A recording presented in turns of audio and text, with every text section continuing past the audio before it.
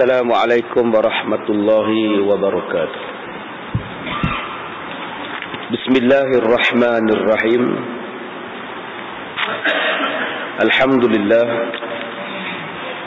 Alhamdulillahil qail innallaha ya'lamu ghaibas samawati wal ard wallahu basirun bima ta'malun. Asyhadu an la ilaha illallah wa ashhadu anna Muhammadan abduhu wa rasuluh wa nusalli wa nusallim ala sayyidina Muhammad wa ala alihi wa ashabihi ajma'in. Alhamdulillah, kita mulakan kuliah kita di sini dengan membaca tafsir pada suratul Hujurat. Surah Al-Hujurat, juzuk yang ke-26. A'udzu billahi minasy syaithanir rajim. Bismillahirrahmanirrahim. Ya ayyuhalladzina amanu la tuqaddimu baina yadayillahi wa rasulihi wattaqullaha innallaha samii'un 'aliim. يا أيها الذين آمنوا لا ترفعوا أصواتكم فوق صوت النبي ولا تجهروا له بالقول كجهر بعضكم لبعض أن تحبط أعمالكم وأنتم لا تشعرون. إن الذين يغضون أصواتهم عند رسول الله أولئك الذين امتحن الله قلوبهم للتقوى لهم مغفرة وأجر عظيم. صدق الله العظيم. Ayat pertama sehinggalah ayat yang ketiga. Surah Al-Hujurat diturunkan di Madinah. Al-Hujurat maknanya ialah bilik-bilik. Bilik-bilik tempat tinggal isteri-isteri Nabi sallallahu alaihi wasallam. Kerana pada ayat yang keempat Allah Ta'ala menegur beberapa orang daripada kalangan Arab Badui yang datang menghadap Nabi sallallahu alaihi wasallam di Madinah. Semasa mereka hendak berjumpa Rasulullah, mereka memanggil Rasulullah dari luar tempat tinggal, daripada luar rumah Nabi, dengan cara yang kurang hormat. Maka diturunkan ayat ini, surah ini, untuk mengajar bagaimana hendak bersosial, bagaimana hendak berkomunikasi di dalam agama kita. Jadi surah Al-Hujurat adalah satu surah yang penting, walaupun ianya adalah cuma surah yang pendek saja, 18 ayat saja, tetapi mengandungi sistem kehidupan bermasyarakat. Kalau kita nak menjadi masyarakat yang bersistem, masyarakat yang sopan, yang berakhlak, maka wajib pada kita belajar suratul Hujurat untuk kita kenal, untuk cara kita hidup berkomunikasi di dalam dunia ini. Intipati di dalam surah Al-Hujurat yang pertamanya ialah menerangkan tentang hukum, akidah, kepercayaan. Kemudian diterangkan kepada kita adab dan peraturan. Kemudian diterangkan pula larangan-larangan, menjauhi mengenai perkara-perkara yang dikeji. Dan di sinilah Allah Ta'ala sebutkan beberapa hukum yang sangat penting. Hukum fitnah. Yang kedua, hukum mendamaikan di antara dua saudara yang bertelingkah. Dan kebaikan-kebaikan orang yang mendamaikan di antara manusia yang bertelingkah. Baik, kita mulakan dengan ayat pertama. Bismillahirrahmanirrahim. Dengan nama Allah yang Maha Pemurah lagi Maha Mengasihani. Ya ayyuhalladzina amanu la tuqaddimu baina yadayillahi wa rasulih. Wahai orang-orang yang beriman, Janganlah kamu memandai-mandai melakukan sesuatu perkara sebelum mendapat hukum atau kebenaran daripada Allah dan Rasulnya. Wattaqullaha innallaha sami'un alim. Dan bertakwalah kamu kepada Allah, sesungguhnya Allah Maha mendengar lagi Maha mengetahui. Ayat pertama dan ayat kedua dalam surah Al-Hujurat, Allah mulakan dengan perintah. Ya ayyuhallazina amanu la tuqaddimu. Wahai orang yang beriman, jangan kamu mendahului. Ayat kedua, ya ayyuhallazina amanu la tarfa'u aswatakum. Wahai orang yang beriman, jangan kamu mengangkat suara kamu melebihi suara Rasulullah. Tuan-tuan, ada dua hukum awal-awal disebutkan di dalam surah Al-Hujurat. Dalam surah-surah yang lain, Allah Ta'ala mulakan dengan sumpah. Ada surah yang dimulakan dengan sumpah. Wal asr, wal fajr, wal syams. Ada dalam surah lain, Allah mulakan dengan huruf rasiyah. Yasin, Taha, Nun, Sad, Alif, Lam, Mim, Sad. Allah mulakan dengan ayat sumpah. Ada surah yang dimulakan dengan Allazina kafaru wa saddu an sabilillah adalla a'malahum. Dan ayat ini dimulakan dengan perintah. Ya ayyuhallazina amanu. Wahai orang-orang yang beriman. Kenapa Allah mulakan ayat ini dengan ayat perintah? Menunjukkan bahawa kalau awal-awal cakap sudah perintah, kalau awal-awal surah sudah cakap perintah, maknanya ayat-ayat yang di bawahnya juga berdasarkan mempunyai dasar hukum yang tinggi, dasar hukum yang besar. Allah sebut, wahai orang yang beriman, la tuqaddimu, jangan kamu memandai-mandai, jangan kamu mendahului, jangan kamu buat awal-awal baina yadayillahi wa rasulih, sebelum mendapat hukum atau kebenaran daripada Allah dan Rasulnya. Jangan kita membuat sesuatu tanpa merujuk. Adakah benda ini diperbuat oleh Allah, dibenarkan diperbuat oleh Allah, ataupun diperbuat oleh Nabi sallallahu alaihi wasallam. Jangan kita bercakap mendahului Allah dan Rasul. Jangan kita melaksanakan sesuatu hukum yang Allah tak suruh buat, yang Nabi tak suruh buat, tiba-tiba kita buat. Itu nama dia memandai-mandai. Tuan-tuan, kalau kita ni orang memandai-mandai, kita memarah. Tuan-tuan ni AJK masjid, ada pula jemaah memandai-mandai pula, tanpa merujuk kepada AJK masjid, pergi cat masjid. Cat dah elok lah, kuning, susu, putih elok. Mai hamba Allah ni bawa cat tu cat lain. AJK kata apa? Hang siapa ni yang pergi cat lain ni? Ini kan rumah Allah, kau suka saya nak cat warna apa pun. Tuan-tuan tak bengang ke dengan orang itu?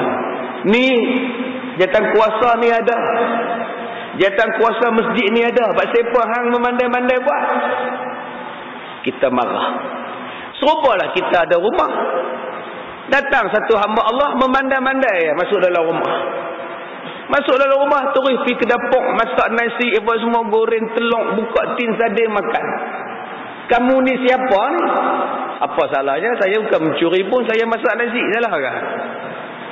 Tak, kamu memandai-mandai. Tuan-tuan, ada kereta.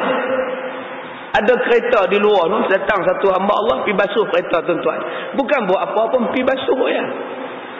Dia buka tayar, dia tukar skru, dia balancing tayar, dia tukar tayar depan ke belakang, belakang ke depan, kiri ke kanan, kanan kiri. Kita kata, hang buat apa ni? Saya buat alignment. Pasal apa hang buat? Bukan aku suruh buat. Saja, salah kan? Salah kan? Memandai-mandai buat ni, kata aku hang tahu tak? Kalau kita pun tak boleh memandai-mandai pada harta kita, bumi ni harta siapa? Bumi ni harta siapa? Langit ni harta siapa? Alam ni harta siapa? siapa yang buat? Siapa yang punya? Diri kita ni siapa yang punya? Segala-gala ni siapa yang punya? Siapa yang menciptakan? Jawapannya Allah Subhanahu wa taala. Kenapa memandai-mandai nak buat sesuatu benda tanpa merujuk kepada hukum daripada Allah dan Rasul? Itu maksud dia itu. Kalau kita pun marah orang memandai-mandai dengan kita, Allah macam mana? Allah kata dah, ni hukum macam ni, hang mesti ikut hukum macam ni. Kita memandai-mandai pula, pergi pindah pula hukum tu. Kita kata yang hukum Allah tak sesuai, kita pergi pindah pula. Apa jadi? Allah kata bagi orang yang berzina itu disebat 100 kali. Kita rasa tak sesuai.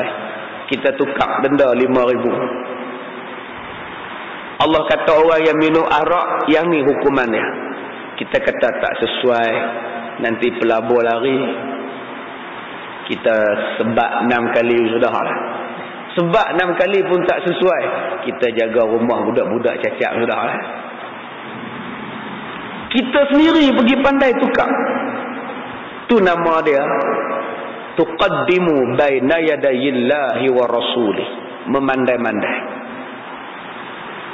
Allah kata haji kena buat di Mekah, dia buat di Taman Melawati. Memandai-mandai nama dia. Hukum dia semayang hari raya, semayang dulu baru khutbah raya. Semayang 2 rakaat dulu baru khutbah raya. Dia pergi buat khutbah dulu baru semayang. Pak siapa ni tu imam? Buat khutbah dulu baru semayang raya. Pak siapa? Dia kata ustaz, kalau semayang raya awal khutbah lambat, nanti orang balik, tinggal tu imam dengan tok siap je baca khutbah. Habis semua orang pakat balik. Jadi kita nak mengelakkan orang jangan balik, kita buat macam semayang Jumaat. Baca khutbah dulu baru semayang. Kita tukar sikit ustaz. Sekarang zaman dah berbeza, kena tukar sikit. Kamu memandai-mandai. Yang ni yang Allah tak bagi ni. Urusan agama jangan memandai-mandai. Jangan memandai-mandai dalam bab agama. Nabi Muhammad tidak pernah bincang Islam tentang Islam dengan agama lain. Nabi tak pernah bincang. Nabi tak pernah bincang-bincang nak cari apa benda dengan agama lain. Lakum dinukum waliyadin. Hang agama hang, aku agama aku. Pasal apa kita nak duduk semeja bincang pula? Ada Nabi pernah bincang dengan agama lain? Tak pernah. Hampa nak semayang cara hampa punya pasal. Hampa nak buat raya apakah, hampa nak sambut apakah, cara sembah tokong hampa punya pasal. Hampa punya pasal. Islam takkan duduk semeja sebab agama hampa tak betul. Takkan yang tak betul nak duduk yang betul? Boleh tak nak bincang sekali? Tak mau tuan. Nabi pun tak nak bincang. Tapi Nabi nak mereka nak semayang, cara mereka semayang. Mereka nak bina gereja, bina gereja. Mereka nak bina kuil, binalah kuil. Tapi kami nak duduk bincang sekali, bincang apa kena apa Islam macam mana apa semua, tak ada. Pak siapa tak ada? Pak siapa yang kita nak dengar? Pak siapa yang nanti mereka akan cakap itu, cakap ini, kami pak siapa Islam macam ni, tak? Yang ni yang Allah Ta'ala sebut dalam ayat Quran, la tuqaddimu, jangan memandai-mandai. Jangan memandai-mandai mengubah sesuatu yang Allah Ta'ala sudah buat elok. Allah Ta'ala buat apa benda yang tak elok, tolong abang mai. Tolong cakap apa benda yang Tuhan buat tidak elok.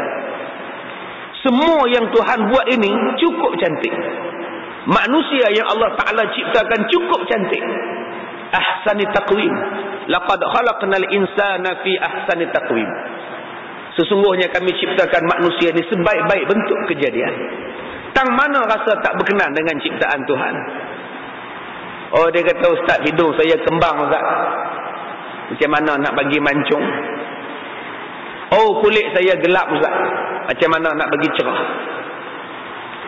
Kamu dah memandai-mandai. Yang Tuhan kata, Tuhan buat tu eloklah. Kembang-kembanglah, janji sihat. Oh, tak mau juga. Dia pergi potong hidung dia, nak bagi mancung.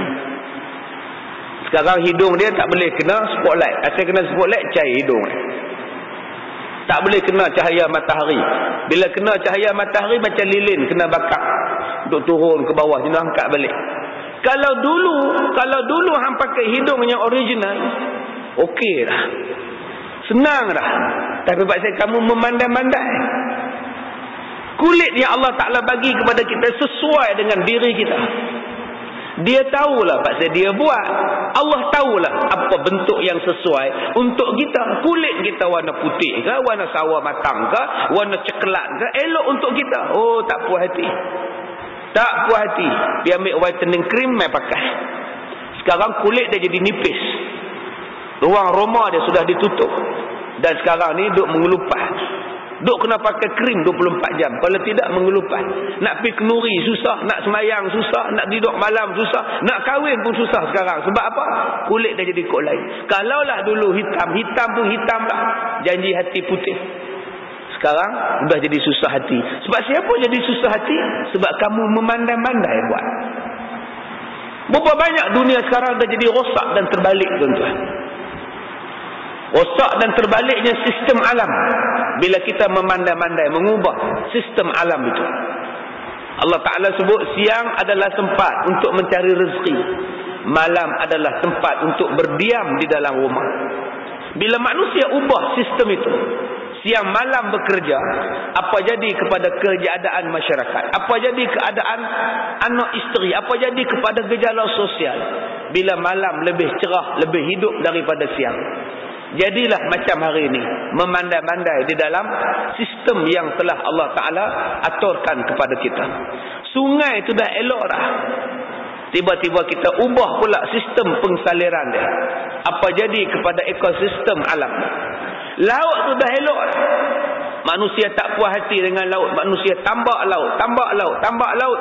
Sekarang jadi apa kepada benda yang ditambak? Sesuatu yang kita mengubah ciptaan Tuhan, maka ianya akan dipanggil sebagai tuqaddimu. Bila tuqaddimu namanya memandai-mandai. Maka bila memandai-mandai tadi, hukumnya adalah haram. Setiap perkataan yang adalah la taqrabuz zina, jangan kamu hampir kepada zina. La taqrabus salata wa antum sukara, jangan kamu menghampiri solat dalam keadaan kamu mabuk. Setiap sesuatu perkataan yang adalah la tubtilu sadaqatikum, la tarfa'u aswatakum, maknanya la itu kalau kita perbuat hukumnya adalah berdosa. Jangan kita buat juga hukumnya adalah berdosa. La tufsidu fil ardh, jangan buat rosak atas muka bumi. Buat juga rosak atas muka bumi, berdosalah. Dan kesan daripada apa yang kita buat tadi bukan balik kepada Tuhan. Kesan kita lawan Tuhan bukan balik pada Tuhan. Kesan kita lawan Tuhan, dia akan balik kepada manusia. Dia akan datang balik kemusnahan kepada kita. Yang ni yang kita kena ingat. Sesuatu yang kita mencabar Allah, sesuatu yang kita mendahului Rasul, maka kita akan datang keburukan kepada kita balik. Walaupun kita nampak kerja kita makin kemas. Oh, kita nampak kerja kita tu nampak macam sophisticated. Kita nampak macam kita ni cukup berilmu lah. Pandai nak rangka satu sistem yang konon-kononnya lebih baik. Sebenarnya tuan-tuan, sistem itulah yang akan merosakkan kita. Sekarang manusia terlalu banyak sistem. Itu punya sistem, ini punya sistem, ini punya ismi, ini punya isma, ini golongan isma, ini golongan ismi, ini golongan plural, ini golongan liberal, ini demokrasi, ini. Akhirnya rosak. Rosak. Dan kita lebih malang lagi pula, kita kata bahawa tak dapat tidak kita terpaksa buat, ustaz. Tak dapat tidak kita terpaksa buat. Itu yang kita nampak hari ini, macam-macam benda berlaku. Macam-macam benda berlaku. Tidak ada jalan lain dah, ustaz, terpaksa kita buat. Umpamanya dalam bidang demokrasi. Adakah dalam Islam tu sistem demokrasi? Adakah wujud? Nabi Muhammad pernah buat demokrasi, pilihan raya berparlimen? Tak kira siapa boleh jadi pemerintah. Asalkan ramai orang pangkah, dia jadi pemimpin. Kalau dia tak betul pun, kalau ramai pangkah, dia jadi pemimpin. Itu adakah di dalam agama kita?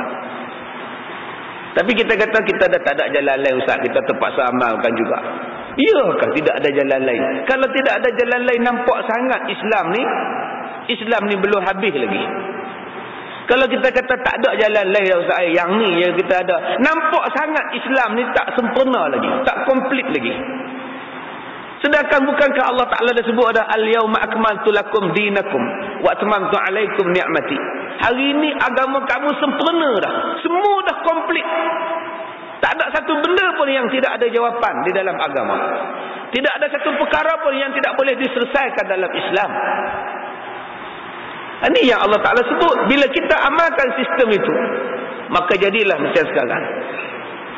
Yang dipangkah lain, yang dibuat kerja lain, yang dipangkah lain, yang dibuatnya lain. Akhirnya kita tak puas hati. Dan bila kita tak puas hati, masyarakat, negara tidak akan menjadi sebuah negara yang diredai oleh Allah Subhanahu wa taala. Sebab itu baliklah kepada Islam. Sistem yang sangat sempurna. Sistem yang sangat baik. Maka bagaimana kita nak balik kepada Islam? Jawapan dia cukup senang. Apa yang kita nak buat, kita akan tanya dulu. Apa yang kita nak buat, kita tanya dulu, rujuk dulu. Dalam Quran ada sebut benda ni, dalam hadis ada sebut benda ini. Adakah Rasulullah sebut? Adakah Islam membenarkan? Adakah Islam melarang? Kalau kita buat benda ini, tuan-tuan, insya-Allah selesai masalah kita. InsyaAllah kita tidak akan memandai-mandai di dalam apa-apa urusan yang berkaitan dengan agama. Urusan yang berkaitan dengan dunia, ikut suka kamu lah. Kamu nak cipta kereta, nak cipta helikopter, itu urusan dunia. Silakan buat. Nak buat baju, nak buat kain, nak buat bangunan, silakan. Apa benda yang urusan dengan dunia, silakan. Nak buat kasut, nak buat baju, nak buat kain, nak buat kipas angin, nak buat aircon, silakan.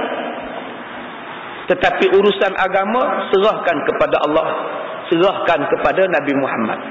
Hukum hakam dia telah pun tertetap, telah termaktub, dan hukum hakamnya takkan berubah sampai kiamat.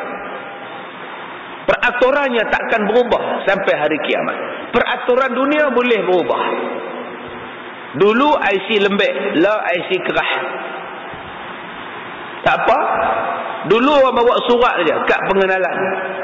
Lepas tu dia pakai kad pengenalan hak nipih. Ada dua cok jari kiri kanan dia. Lah cok jari di belakang, gambar di depan. Lepas ni apa pula? Wallahu a'lam. Dia boleh berubah. Dulu nak pergi luar negara kena cok pompang baru boleh pergi luar negara. Lah pergi ambil pasport, pergi scan jari, keluar muka, jalan. Dia boleh berubah. Dulu nak pergi Mekah, naik kapal. Lah tak main dah kapal, lambat naik kapal terbang. Terpulang. Yang tu tak berubah, silakan. Kita nak jadi apa pun, silakan. Dulu tuan-tuan kuliah maghrib, duduk di bawah. Lah kuliah maghrib, duduk atas kerusi. Silakan.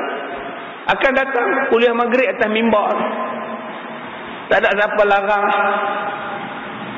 Atas mimbar pun tak seronok lagi ustaz. Noh, atas lampu noh. Ustaz duduk di atas lampu noh. Kita tengok ustaz ni lenguh tengkok, lantaklah. Yang itu peraturan terpulang. Tuan-tuan nak tukar kapet lah, kapet warna hijau. Tunggu lagi 3 tahun buruk, tukar kapet warna biru pula. Tak apa, tukar pil. Tak jadi masalah. Janji kiblatnya menghadap ke sini. Jangan kiblat menghadap sana. Jangan kiblat menghadap ke belakang. Yang tu tak mau. Jangan memandai-mandai. Yang ni yang kita kena jaga. Peraturan beragama. Bila kita ambil peraturan beragama, jangan kamu melebihi Allah dan Rasul. Wattaqullah, dan bertakwalah kamu pada Allah. Apa makna takwa? Taatlah kamu kepada Allah. Junjunglah perintah Allah dan jauhilah larangan Allah. Innallaha sami'un alim. Sesungguhnya Allah Maha mendengar lagi Maha mengetahui. Tuan-tuan yang dirahmati Allah, Allah Taala sebut di sini, tuan-tuan balik rumah buka ayat Quran. Buka kalau rajin tuan-tuan buka ayat-ayat macam ini. Innallaha sami'un alim. Innallaha sami'un basir. Sesungguhnya Allah Maha mendengar, Allah Maha mengetahui. Tuan-tuan jumpa tak? Innallaha alimun sami'. Ada ayat tuan-tuan baca dalam Quran, Innallaha alimun sami'? Tak ada. Yang tuan-tuan ada, Innallaha sami'un alim, Innallaha sami'un basir. Kenapa Allah kata sesungguhnya Allah Maha mendengar lagi Maha mengetahui? Allah Maha mendengar lagi Maha mengetahui. Apa maksud? Allah Maha mendengar, Allah Maha mengetahui. Itu semua orang faham. Tetapi simbolik daripada ayat ini, manusia ni kalau nak bagi dia hidayah, nak dapat hidayah, nak bagi dia sesuatu ilmu, dia mesti mendengar. Bila dia mendengar, baru dia tahu. Kalau kita tak pernah bagi dia mendengar, macam mana dia nak tahu? Macam mana nak mendengar? Nak mendengar macam-macam jalan. Dengar ceramah boleh, dengar radio boleh, dengar CD boleh. Yang pentingnya pendengaran. Satu. Yang kedua, kenapa mendengar? Kenapa mendengar? Sebab mendengar lebih lama disimpan daripada benda-benda lain. Benda yang kita dengar, kita simpan dalam otak kita, kita simpan dalam peti memori kita lebih lama daripada benda lain. Benda yang kita dengar. Cuba tuan-tuan makan. Tuan-tuan makan nasi malam tadi. Makan nasi biryani gam Johor. Makan nasi. Sekarang pukul 7.50. Tuan-tuan, rasa lagi tak nasi tu? Rasa lagi tak nasi yang kita makan malam tadi? Tak rasa. Mana kita rasa tak? Tengah hari tadi, tengah hari semalam kita makan nasi. Daging masak kurma. Bagaimana daging masak kurma tu terasa lagi tak? Tak terasa lah. Dia makan-makan duduk dalam perut tak ada lah. Perut proses jadi darah, perut proses jadi air, perut proses jadi peluh, jadi najis, jadi zat, habis lah. Tetapi apa yang tuan-tuan dengar 30 tahun dulu sampai sekarang tuan-tuan masih ingat. Tuan-tuan belajar 30 tahun dulu sampai sekarang tuan-tuan masih ingat. Tok guru tuan-tuan tegur, dengung 2 harakat, dia jentik telinga kita. Aku kata dengung. Sampai sekarang tuan-tuan bila jumpa ayat ni aku kena jentik pasal tak dengung. Kecil-kecil dulu kita duduk di kampung. Tok kita kata, Den, jangan lalu rumah Nek Nak tu. Nek Nak tu belah hantu raya. Kita dengar, opah kita pesan, jangan lalu depan rumah Nek Nak di kampung Niang Rapik. Sebab Nek Nak ni belah hantu raya. Bila 40 tahun dulu opah kita cakap. Sekarang bila tuan-tuan balik ke kampung Niang Rapik, tuan-tuan tengok rumah Nek Nak tu dah buruk sangat. Tuan-tuan ingat apa? Tuan-tuan sekarang pesan pada anak tuan-tuan, jaga-jaga, jangan tengok, terus tengok depan je, jangan tengok kanan. Kenapa ayah? Rumah tu belah hantu. 40 tahun dulu sampai sekarang masih ingat lagi. Itulah kekuatan telinga. Itulah kekuatan telinga. Sebab itu telinga ini termasuk dalam panca indera. Telinga, mata, lidah, kaki, tangan. Dia tak masuk perut. Perut bila makan habislah. Tetapi telinga dia akan mendengar sampai bila-bila ingatan dia. Dia takkan buang ingatan itu. Sebab itu apa yang kita dengar sama dengan apa yang kita cakap. Dosa mengumpat adalah sama dengan dosa mendengar mengumpat. Saya mengumpat, Din tu tak padan dengan boroi, tak sedap diri, nama dia mengumpat. Tuan-tuan pun hangguk dia. Tuan-tuan juga dikira mengumpat. Tuan-tuan tak boleh kata, bukan aku mengata, Ustaz Kazim yang cakap, dialah berdosa, aku dengar ayat. Tak, kita serupa, dua-dua serupa. Baik tuan-tuan ngumpat sekali, puas hati. Sebab ada yang jadi baik, dia kata, saya tak campur, saya dengar ya mereka cakap, Ustaz, saya tak campur, Ustaz, berapa dia ngata ke orang. Tapi Abang Haji ada sekali, ada lah, tapi saya diam lah, saya tak campur lah. Abang Haji diam pun sekali, Abang Haji. Baik Abang Haji masuk sekali ngumpat. Dosa sama je. Dosa mengumpat sama dengan dosa mendengar. Dosa mendengar sama dengan dosa mengumpat. Ustaz, dosa mengumpat tu apa, Ustaz? Orang yang mengumpat mencukur agamanya. Orang yang mengumpat dosanya apa? Mencukur agamanya. Bukan mencukur rambut, bukan mencukur misai, bukan. Mencukur agamanya. Apa makna mencukur agama? Menjadikan pahalanya habis diserahkan kepada orang yang dia umpat. Tuan-tuan mengumpat satu orang, pahala tuan-tuan habis bagi dekat orang yang tuan-tuan umpat. Kalau orang umpat tuan-tuan, tuan-tuan jangan marah sebab dia dah memberikan pahala pada tuan-tuan. Patut tuan-tuan pergi kedai buah, beli tembikai sebiji, buah petik satu biji, apple 5 biji, pergi hadiah kat dia. Bila dia tanya, kenapa bagi aku hadiah ni? Pak Sihan bagi pahala kat aku tak tahu nak balas apa, aku bagi buah hadiah.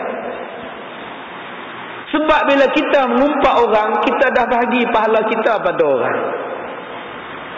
Kalau orang mengumpat kita, kita dapat pahala orang itu. Tuan-tuan tak seronok ke? Akaun tuan-tuan bertambah. Online je masuk duit. Cukup bulan sampai penyata lah. Siapa masuk duit ni? Banyak ni. Siapa ni? Seronoknya. Masuk duit. Padahal kita tak tahu pun duit siapa. Tapi dia masuk. Bila pergi tanya dekat kaunter ni, siapa masuk duit ni? Dia pun cek, betul atas nama encik. Akaunnya betul, namanya betul, tak salah. Ni orang sedekah pun ni. Tuan-tuan mesti seronok. Macam tuan-tuan, masuk majalah 3, masuk rancangan bersamamu. Suami lumpuh, anak cacat. Wartawan kata, bagi sesiapa yang ingin menolong Makcik Halimah, bolehlah memberikan sumbangan di dalam akaunnya Bank Islam 08011113 di bawah nama Halimah binti Din. Sumbangan anda amat-amat diperlukan. Keluar dalam TV. Sebulan lepas tu Makcik Limah pergi ke bank, tengok-tengok 20,000. Ya Allah, seronoknya. Kalau begitu pun tuan-tuan kena seronok kalau tuan-tuan dapat pahala percuma. Sebab tu saya katakan tadi, apatah lagi kalau kita tahu siapa yang bagi pahala percuma, lagilah kita kena balas jasa dia. Berilah hadiah pada dia. Terima kasihlah Mat, hang ngumpat aku. Alhamdulillah lah. Pahala kamu kuliah subuh pagi tadi dapat kat aku. Pahala kita semayang subuh tadi agak-agak dapat kat apa. Habis semayang subuh kita menyembang dengan orang sebelah. Cuba hang tengok. Tamat tempe dah. Tak ada pun.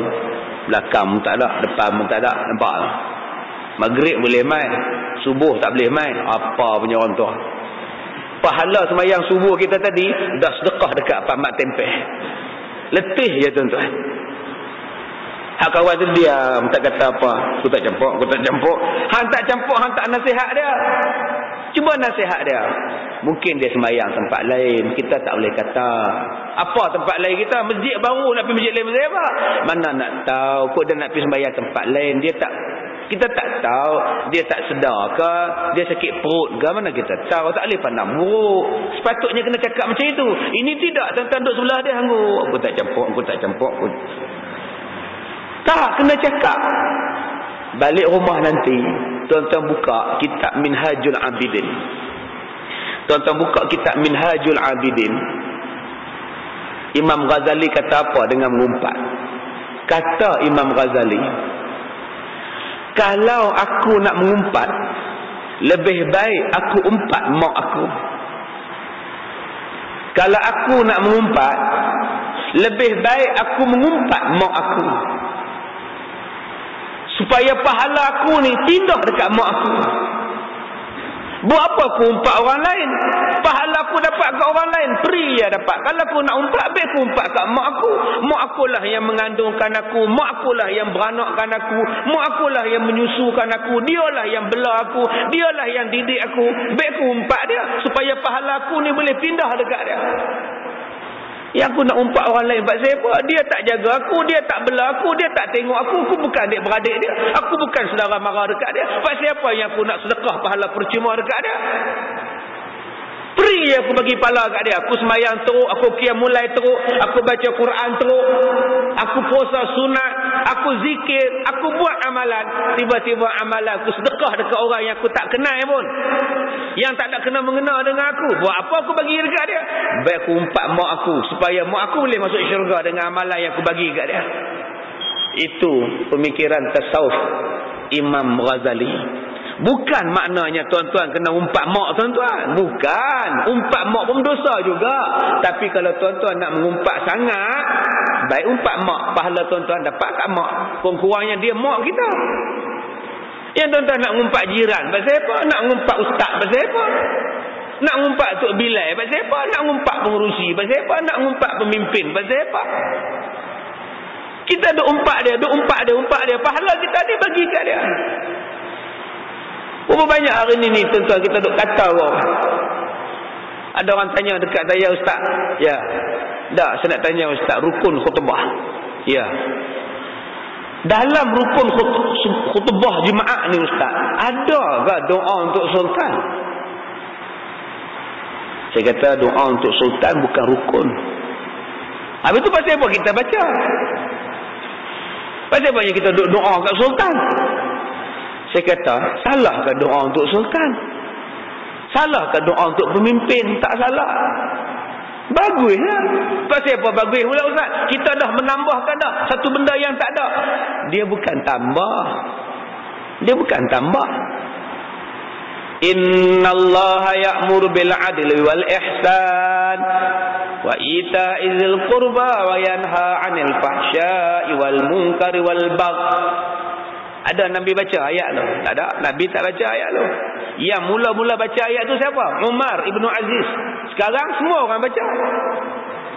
Yang Nabi baca apa? Ittaqullah, alhamdulillah, asyhadu an la ilaha illallah, Allahumma salli ala Sayyidina Muhammad, barakallahu li wa lakum bil Qur'anil azim. Yang tu Nabi baca. Innallaha ya'muru bil. Yang tu tak ada.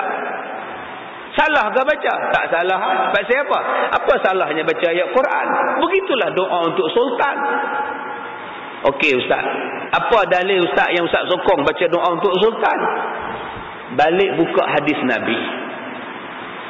Nabi kata 7 golongan akan berada di bawah arasy Allah. Yang pertama sekali, bukan kita. Bukan kita yang Nabi sebut. Ustaz yang mengajar, tidak. Tok siak yang kutip tek cicak, tidak. Kerani yang bekerja di pejabat kerajaan. Nampak tak? Dia tak sebut. Cikgu yang mengajar di sekolah, dia tak sebut. Peniaga yang meniaga di kedai, Nabi tak sebut. Nabi sebut orang yang berada awal-awal di bawah arasy Allah ialah pemimpin yang adil. Bayangkan kita berdoa, ya Allah, berikanlah taufik dan hidayah, penuh inayah dan riayahmu ya Allah. Bila kita doa tu, mungkin mustajab doa dia. Bayangkan apa seorang pemimpin boleh buat kalau dia adil.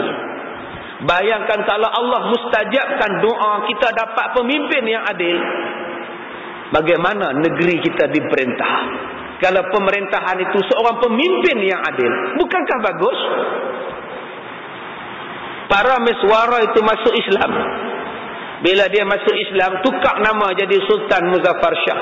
Seluruh rakyat Melaka masuk Islam. Pemimpin dia Islam, hak bawah dia semua Islam. Penangan seorang pemimpin. Pemimpin dia suka kuliah agama, insya-Allah hak di bawahnya semua suka kuliah agama. Besar tak tuan-tuan kuasa pemimpin? Sebab itulah kita doa dalam khutbah. Doa itu minta pada Allah, berikan taufik pada dia. Salah di mananya? Kerana pentingnya, kalau tuan-tuan mari sembahyang, siapa kisah? Kalau tuan-tuan main kuliah agama ni tiap-tiap malam, tuan-tuan boleh merubah apa? Tuan-tuan faham agama, tuan-tuan boleh merubah apa? Tetapi kalau pemimpin faham agama, dia boleh merubah keseluruhan dia boleh ubah. Sebab itulah kita kena doa. Di mana salahnya? Ini ayat innallaha sami'un alim itu. Allah Maha mendengar dan Maha mengetahui. Sebab tu kita kena ikut buat peraturan. Ikut peraturan Allah. Apa yang Allah buat tu mesti ada sebab musabab dia. Untuk kebaikan kita bersama. Jadi tuan-tuan, tolong bagi dengar dulu. Tolong bagi dengar. Macam mana nak bagi dengar? Nak bagi dengar, kita kena masuk. Ustaz, kita dah buat survei. Dalam taman kita ni, dalam lebih kurang dalam 200 orang tak pernah semayang di masjid kita, Ustaz. Lepas tu dia semayang di mana? Entahlah Ustaz.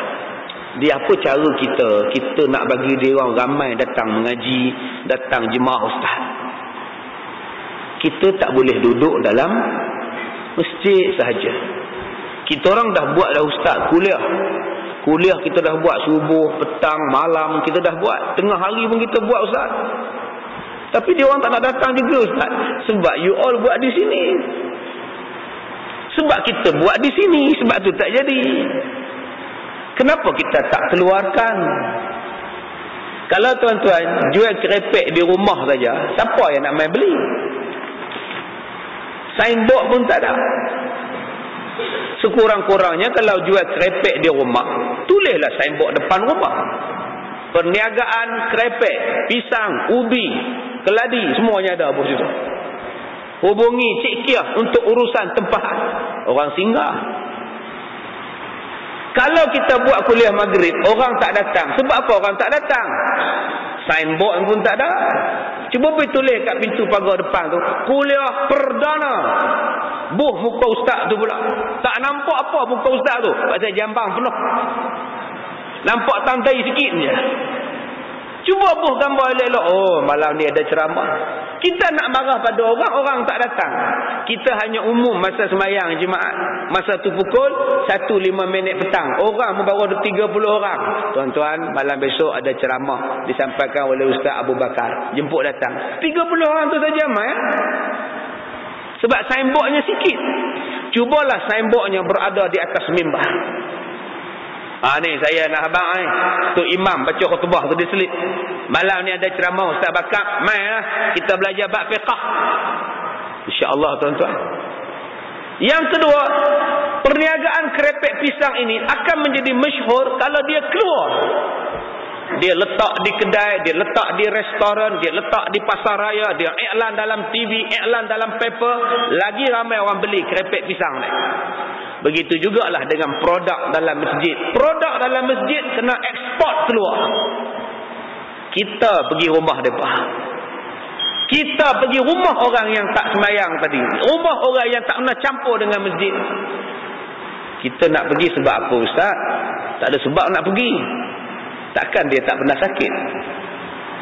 Dengar dia sakit kepala pun ziarah. 5 je kuasa ziarah. Assalamualaikum Din.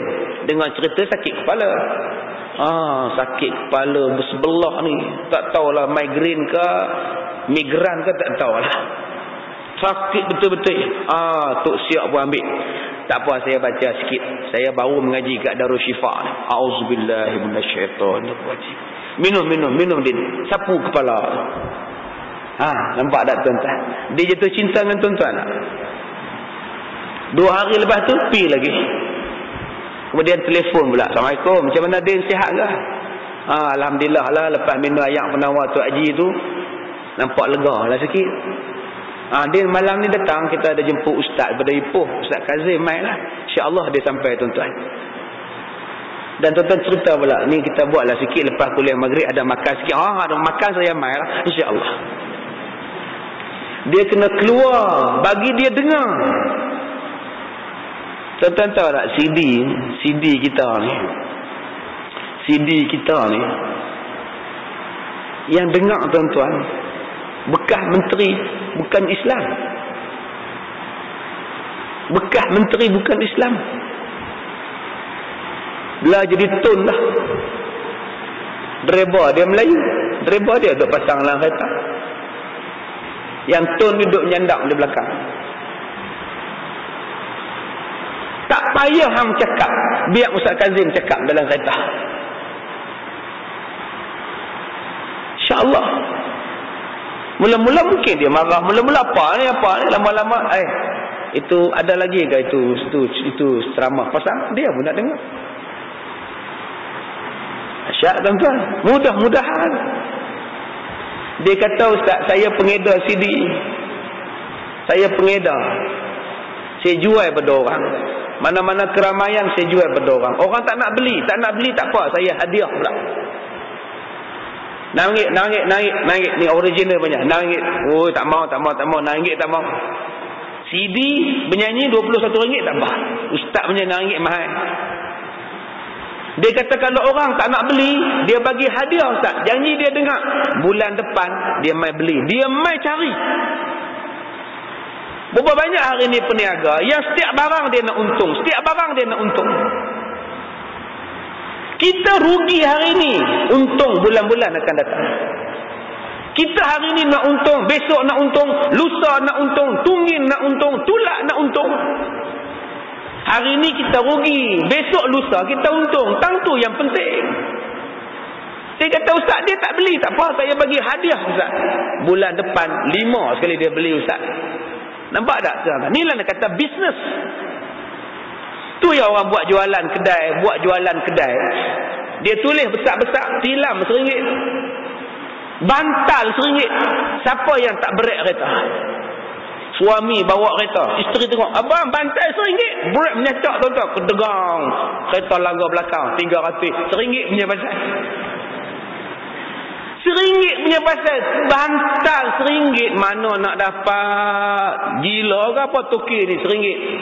Dah, dia tak gila, hang tu gila. Bila kita beli bantai dia, abang, jom masuk dalam. Tengok abang, cadar abang, ya Allah. Tang cadar itulah dia untung. Dia rugi RM1. Tujuan dia mai. Datang. RM1 itu modal dia. Rugi pun tak apa. Modal dia RM5. Dia jual RM1. Dia rugi RM4 tak apa. Sebab di dalam dia untung RM40. 40 tolak dengan RM4. Dia masih untung RM36. Tuan-tuan ingat senang ke orang nak main kedai kita? Ingat senang ke orang nak main kedai kita? Susah. Tuan-tuan perlukan i'lan. I'lan itu namanya apa? Pendengaran. Kak Mah pergi kedai yang baru buka tu. Bantai RM1 Kak Mah murah lah. Sekali dia telefon pula Kak Jah hampir kedai tu. Bantai RM1 Kak Jah. Sami'un, mendengar. I'lan yang paling bagus ialah pendengaran. Sebab itu kita jadikan moto kita. Kalau baik, bagi tahu kawan. Kalau buruk, bagi tahu saya. Kita nak i'lan itu. I'lan paling berkesan ialah mulut ke mulut. Pendengaran ke pendengaran. Baik, ayat kedua. Ya ayyuhalladzina amanu la tarfa'u aswatakum fawqa sautin nabi. Wahai orang yang beriman. Perintah nombor 2. Janganlah kamu mengangkat suara kamu melebihi suara Nabi. Ustaz, Nabi dah wafat. Ayat ini masih relevan. Jangan kamu meninggikan suara di sisi Nabi. Mana ada Nabi dah sekarang ni Ustaz? Masa bila saya nak cakap dengan Nabi? Tuan-tuan yang dirahmati Allah. Tuan-tuan pergi ke Madinah. Bila tuan-tuan pergi ke Madinah, benda ni masih berjalan sampai sekarang. Bila kita lalu daripada Raudhah nak pergi ke makam Rasulullah, ramai tak? Ramai. Sesak je lah. Waktu tengah ramai-ramai lah. Waktu lah tak ada orang ni, slow lah. Waktu ramai musim haji ke, musim bulan Ramadan ke, penuh lah. Masa lintah makam Nabi tu, ada orang menjerit. Kawan dia penerbangan 87. Dia penerbangan 15. Dia tengok kawan dia depan. Tu Din tu. Din! Oi! Makam Nabi sebelah. Ada tak tuan-tuan? Dia nak panggil Din tu. Din! Yang Din tu berjalan nak pergi makam Rasulullah. Ada Din tu jawab. Oi Mat! Ada hang kat sini? Mana ada tuan-tuan? Semua dia. Kalau ada orang buat, polis tu katok juga. Polis tu sepak kita tak lagi. Dia ambil sejadah. Haram gitu. Tak boleh cakap senyap. Sampai sekarang. Mana ada orang cakap kuat. Yang cakap slow-slow ada lah. Ustaz, mana makam Nabi belah mana? Belah kanan ke belah kiri? Belah kiri lah. Belah kanan mihrab kita lah. Oh, tak mana Ustaz? Dia ada 3 tu. 1, 2, 3. Tak mana? Nak doa pun pelan-pelan. Pun tak boleh menghadap makam Nabi. Nak doa hujung. Saya ada satu, bila saya buat haji hari tu, ada satu ustaz bawa haji. Saya pun ikut lah. Baik, hari ni kita akan ziarah sekitar Madinah. Sila kumpul 8 pagi. Lepas breakfast, berkumpul lah. Ustaz ni siap bawa hela lagi. Okey, berkumpul semua. Kita akan bergerak semua, okey? Semua ada ya? Baik, kita bergerak sekarang ke masjid. Anda nampak itu? Yang kubah hijau tu? Kubah hijau tu di bawahnya ialah makam Rasulullah. Ingat hijau, ingat makam Rasulullah. Saya kata saat lagi kena orang tua ni. Dia pergi buat briefing pula depan tu. Ni makam ni dulu warna dia lain. Main satu sultan dia buh warna hijau, kubah semua ni. Lepas tu dia main. Polis main cepat-cepat. Haram. Marah guna hela. Tadi kita habaq dah. Jangan guna hela. Tapi pasal kita bukan ketua rombongan, siapa nak dengar? Bukan dia tak tahu saya ustaz.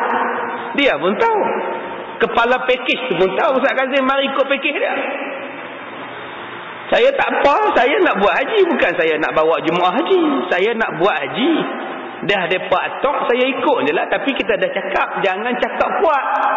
Ini ada makam Rasulullah di sana. Walaupun Rasulullah dah wafat, masih lagi tak boleh cakap kuat. Ni dalil dia. Sebab Nabi walaupun dia wafat, dia masih hidup. Tuan-tuan buka dalam satu hadis. Nabi sebut kepada kita, Nabi-Nabi dan para Rasul di dalam kubur masih semayang macam orang hidup dalam dunia. Walaupun mereka dah wafat, tetapi mereka hidup. Walaupun mereka dah mati, mereka masih lagi semayang dalam kubur. Di alam mereka. Malah Nabi tahu siapa yang ziarah. Nabi dengar siapa yang bagi salam. Sebab tu kita menyampaikan lafaz salam pada Rasulullah. Berkirim salam pada jemaah haji yang nak pergi melawat makam Rasulullah. Bukan sia-sia lafaz itu. Sebab Nabi kata, aku dengar dan aku balas. Dan kalau kita selawat di sini, malaikat bagi tahu dekat Nabi, si Fulan selawat pada kamu ya Rasulullah. Ini hadis-hadis sahih. Menceritakan tentang hidupnya Nabi Muhammad itu cuma di alamnya, di alam barzah cara Nabi. Saya kata dekat dia, jangan guna hela lah. Tak boleh. Ana dah 23 tahun bawa haji. Tak apalah. Lepas tu tuan-tuan, tuan Arab main naik motor dia, naik kereta dia lah. Duduk berjalan. Main tegak berhenti tu. Nasib baik tak dia rampaknya hela lah. Haram. Orang dah cakap tak nak dengar. Sebab tu kita ni jangan sombong walaupun kita dah pergi haji 24 kali. Ini payah tuan-tuan. Ikut ni. Tak boleh cakap. Sebab itu di Madinah. Mana ada tuan-tuan bunyi? Berbeza di Mekah. Di Mekah tu lampu merah dah. Mana? Belum hijau lagi. Pon-pon. La ilaha illallah. Sak-sak Mekah hon. Sak-sak hon. Kalau duduk di Mekah tak ada hon. Tak seronok. Tak meriah langsung. Awak sunyi hari ni. Tak seronok dia. Mesti ada hon. Tapi duduk di Madinah tak ada hon. Peniaga-peniaga pun diam. Mana ada bergaduh-bergaduh? Di Mekah bergaduh saja. Peniaga-peniaga bising. Kayu kokar. Hak dulu tu. Masa tengah hot kayu kokar. Mana ada di Madinah? Kayu kokar. Lepas sembahyang. Tak ada. Sebab tu perintah Allah, jangan tinggikan suara di sisi Nabi SAW. Yang kedua, bila orang baca hadis, jangan tuan-tuan duk bercakap juga. Walaupun yang baca tu ustaz. An Abi Hurairah radhiyallahu anhu qala Rasulullah sallallahu alaihi wasallam. Dibacanya satu hadis, jangan bercakap. Sebab tu tuan-tuan tengok ulama-ulama dulu, bila mereka nak baca hadis Nabi, mereka mandi dulu. Nak baca hadis Nabi, mereka ambil wuduk dulu. Mereka pakai minyak wangi untuk baca hadis Nabi. Hormatnya mereka, sebab dalil ini sebut. Yang ketiganya tuan-tuan, jangan kita panggil Nabi Muhammad macam kita panggil orang-orang lain. Orang lain kita boleh panggil dia, oi Din, oi Mat, oi Latif, oi Dola. Tapi bila kita sebut Nabi Muhammad, tuan-tuan tak boleh panggil. Muhammad adalah seorang anak yatim piatu yang dilantik menjadi Rasul. Muhammad tidak pernah bersekolah. Hang panggil Muhammad, Muhammad, Muhammad. Hang tu siapa dengan Nabi? Tak ada adab dengan Nabi. Panggil dia Nabi Muhammad sallallahu alaihi wasallam. Ini 3 maksud jangan kamu meninggikan suara melebihi suara Nabi sallallahu alaihi wasallam. Wala tajharu lahu bil qauli, dan janganlah kamu menyaringkan suara kamu semasa bercakap dengan setengahnya yang lain. Kajahri ba'dikum li ba'din an tahbata a'malukum wa antum la tash'urun, supaya amalan-amalan kamu tidak hapus pahalanya sedangkan kamu tidak menyedari. Rupa-rupanya tuan-tuan, kalau kita bercakap kasar, kita cakap kuat, kita tinggikan suara melebihi suara Nabi sallallahu alaihi wasallam, sebenarnya kita telah pun menghapuskan pahala kita sendiri tanpa kita sedari. Tuan-tuan pernah tanya lah, kenapa bila baca khutbah tu imam kena pegang tongkat? Kalau tak pegang tak apalah. Pasal apa bila khutbah mesti ada tongkat? Kadang-kadang tongkat ni Tok Bilal pegang di bawah ni. Bilal pegang di bawah ni, baca doa dulu, selawat dulu, baru dia serah pada Tok Imam. Tok Imam pun ambil, naik tangga tu, tak di atas. Bila khutbah dia pegang. Alhamdulillah. Pasal apa tongkat tu? Tok Imam muda, 28 tahun. Pasal apa nak tongkat? Kalau 82 tahun tak apa lagi. Kita boleh terimalah, munasabah lah kalau pakai tongkat umur Tok Imam tu 82. Ini Tok Imam 28, kita berheran pasal apa pakai tongkat. Sebenarnya tujuan pakai tongkat supaya jangan baca khutbah macam kamu ceramah. Cuba tuan-tuan tengok, saya tak ada tongkat, tangan saya lagu mana? Macam nak terjun kolam. Begitulah cara baca khutbah. Dia tak boleh, kita hendaklah macam tak ada. Nabi tak bagi buat. Sebab tu Nabi suruh pegang tongkat sebelah pegang kertas, sebelah pegang tongkat, tak boleh bergerak. Tapi kalau kita baca khutbah macam ceramah, kita hendaklah jangan suara tadi bergerak, relai kita punya. Oh sudah tuan-tuan. Betul Nabi Muhammad baca khutbah tegang lehernya, tapi tangan Nabi diam.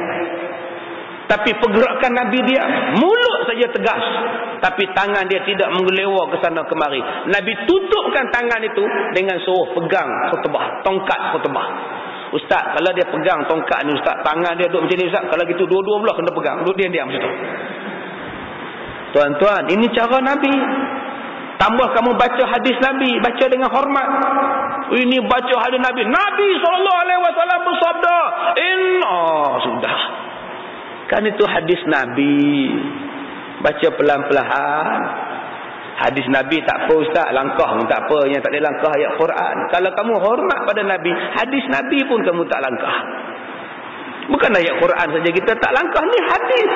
Apa yang Nabi cakap, bukannya saja-saja Nabi nak cakap, apa yang Nabi cakap tu pun Allah perintahkan. Hormat kepada hadis Nabi. Tuan-tuan, ada setengah jemaah, dia ni rajin. Tiap-tiap hari Jumaat, dia ambil satu hadis, dia photostat. Dia photostat dalam 500 keping, dia letak di pintu sini, letak pintu sana, letak pintu sini. Siapa ambil satu hadis, dia sedekah ilmu. Setengah orang bila masuk masjid dia tengok, tak terbulok pun dia nak ambil, tak terliur pun dia nak ambil, dia tengok aja hadis Nabi. Ambillah satu hadis, lipat elok-elok, buat dalam poket, hafal di rumah. Cukup 40 hadis. Nabi kata siapa yang hafal 40 daripada hadisku, syurga lah tempatnya. Jadi kita tak mau buat. Berapa ramai yang hafal hadis? Hafal hadis, beli buku hadis 40, hafal ngong cukup, sudah. Baik, dan kata Allah lagi ayat yang ketiga, innal ladzina yaghudduna aswatahum 'inda Rasulillah, sesungguhnya orang yang merendahkan suaranya semasa mereka berada di sisi Rasulullah, ulaikal ladzina amtahanallahu qulubahum littaqwa. Mereka lah orang-orang yang telah dibersihkan oleh Allah hati mereka untuk menjadi bertakwa. Lahum maghfiratun wa ajrun azim. Mereka beroleh keampunan dan pahala yang besar. Kata Allah Ta'ala dalam ayat yang ketiga, Allah Ta'ala menyebut, sesungguhnya orang-orang yang merendahkan suaranya bila baca hadis Nabi dengan sopan dia, bila baca hadis Nabi dengan tertib, bila dengar hadis Nabi tertib, tak bantah-bantah. Saya ada jumpa satu orang dulu-dulu ni tuan-tuan, bila kita baca ayat Quran, bila kita baca hadis Nabi, habis-habis kuliah, dia mai tanya, dia kata, ustaz, tak ada hadis lain kan nak baca? Hadis nak kena ke orang semua. Dia boleh kata ke, tak ada ayat lain nak baca ke? Cari ayat yang nak kata ke orang. Tuan-tuan, tak tahu nak abang lah, manusia ni kerah hati. Kerah hati. Alangkah moleknya tuan-tuan kalau kata-kata Nabi dituliskan di masjid, kata-kata Nabi dituliskan di universiti, di sekolah. Tapi yang ditulis di universiti, di sekolah, di tempat-tempat awam, di dinding-dinding bangunan, di dinding-dinding dalam bangunan, yang ditulisnya ialah kata-kata pemikir Greek, yang ditulis ialah kata-kata Presiden Amerika Syarikat, yang ditulisnya ialah kata-kata Abraham Lincoln. Oh, dipetiknya kata-kata ini, dipetiknya kata-kata ini. Apakah kata-kata mereka itu lebih baik daripada kata-kata Rasulullah? Apa yang kita nak agungkan pemikiran mereka? Baik kita letakkan Nabi berkata, Nabi berkata, Nabi bersabda. Jadikan sebagai satu amalan kepada kita. Rendah suara kita tu hadis Nabi itu. Tapi kita bangga kadang-kadang kita ni mengingati kata-kata Sokrates, Aristotle lebih daripada mengingati hadis Nabi. Sedangkan kata Allah, kalau kamu ni ingat hadis Nabi, kamu lembutkan suara di sisi Nabi, kalau kamu jadikan kamu sopan dengan Nabi, kata Allah Ta'ala, sesungguhnya Allah Ta'ala telah membersihkan hati-hati kamu. Bersih hati tuan-tuan. Sehinggalah Allah kata, lahum maghfirah, mereka akan diberikan keampunan dan mereka akan mendapat pahala yang besar. Jadi tuan-tuan, kalau kita ambil sebulan satu hadis kita hafaz, 40 bulan sudah 40 hadis. 4 tahun 40 hadis. Jadilah seminggu satu hadis susah, ambil sebulan. Kalau boleh buat. Kita sekarang banyak mahat tahfiz Quran, tapi jarang mahat tahfiz hadis. Lepas ni buat pula mahat tahfiz hadis, darul hadis, hafal pula hadis. Quran dah hafaz, hadis Nabi pula hafaz. Mudah-mudahan kita termasuk dalam ayat ini, iaitu golongan-golongan yang dibersihkan hati mereka oleh Allah Ta'ala dan mereka akan dapat pahala besar. Tuan-tuan yang dirahmati Allah, yang terakhirnya, apabila kita tengok sunnah Nabi, kita amal setakat mana kita mampu. Dan kalau kita tak mampu tengok amalan sunnah Nabi, kita seronok bila orang buat. Kita seronok bila orang buat sunnah Nabi. Itu pun sudah memadai. Cukuplah. Kita buat dalam bentuk diri kita dulu. Cara hidup macam cara hidup Nabi. Kemudian kita buat dalam anak isteri kita. Kemudian kita ubah dalam masyarakat. Kalau semua macam itu, seronok tuan-tuan. Tuan-tuan pergi cari penyanyi tahun 1969. Malam ini kita berpisah, rasa hati resah gelisah. Balik cari lagu tu, cerita 6 Jahanam. Penyanyi dia tak lama, 3 tahun je. Lepas album tu keluar, 3 tahun dia pun berhenti menyanyi. Nama apa kan saya lupa lah, jadi elok lah. Berpuluh-puluh tahun dah berhenti menyanyi. Dia cakap pada stesen radio, dia bercakap pada stesen televisyen. Alangkah cantiknya kalau televisyen dan radio menguatkan satu rancangan yang boleh membentuk jiwa, membentuk kerohanian. Bukan semata-mata nak bagi seronok je.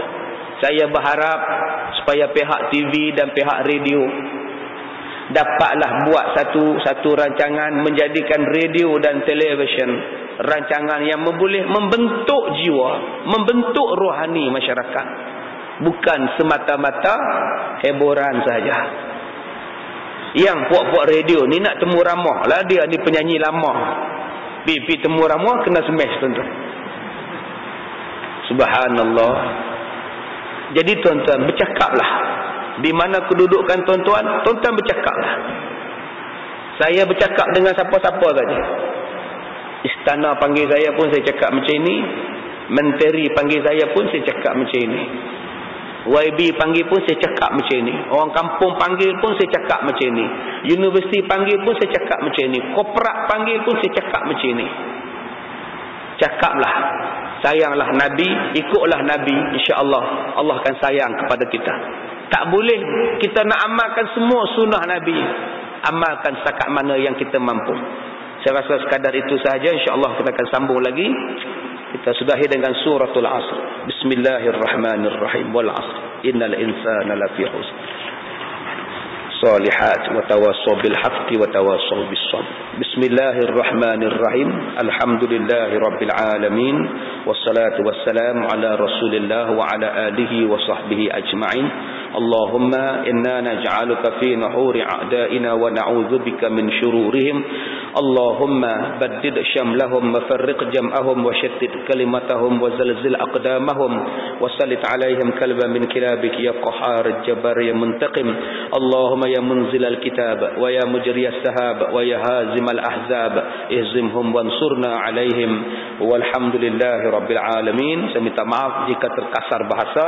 Assalamualaikum warahmatullahi wabarakatuh.